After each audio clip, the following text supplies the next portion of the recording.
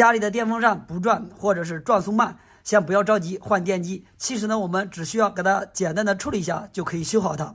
首先看啊，像这个电风扇呢，我们在处理之前呢，首先看一下这个转轴啊，看一下有没有卡轴。如果啊就是转的非常轻松，但是呢给它插上电以后呢，它启动不起来，自己不会转，然后呢用手这样拨一下之后，它就可以启动起来，转起来了。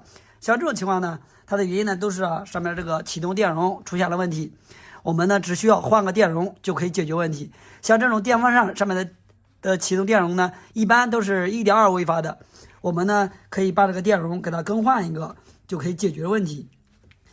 如果手里面没有 1.2 微发的电容呢，其实我们找个 1.5 微发的也是可以的，只能比原来这个电容它的容量稍微大一点是可以的。但是呢，如果比它小了以后，这个电容是没有办法使用的，因为电容小了以后呢，电机启动困难，然后它会发热，时间长了以后呢，就会烧坏上面的电机。所以说换这个电容的时候呢，一定要比之前它的型号一样，或者是稍微大一点，都是完全没问题的。等我们换上电容之后，然后像这个电机就可以解决，它自己转动不起来，或者是转速非常慢，转动无力的一个问题。第二种情况呢，就是电机不转或者转速慢，没有力气。像这种情况呢，也要先检查一下上面这个转轴。你比如这一台，你看这个转动的非常的沉，像这种情况呢，它自己转起来以后肯定是没有劲儿的，转速也非常慢。像这种情况呢，你看就说明是这个电机卡轴引起的这个情况。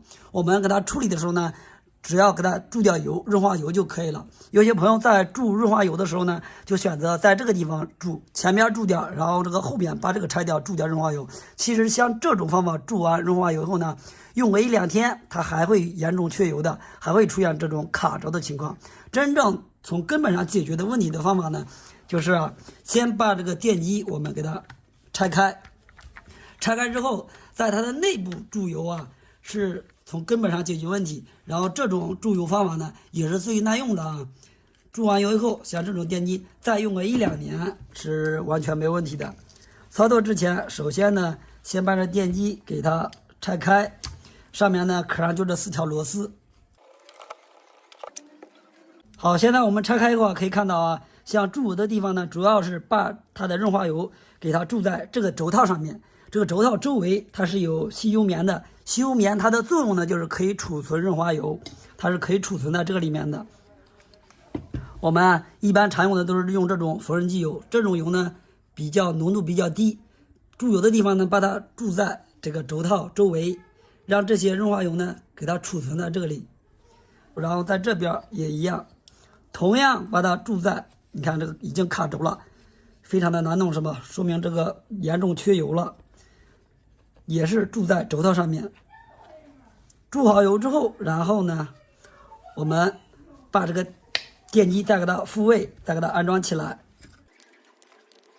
把螺丝再固定好以后，在这个轴套这个轴上面再点点润滑油，还是一样，前后拉一拉，再转一转。你看现在就非常松了，是不是？不卡轴了。接下来呢，把这个电容上面呢，我们给它缠上绝缘胶带，来通上电来测试一下。我们看现在的电机就可以转动起来了，是吧？而且转得非常轻，转速也非常的高。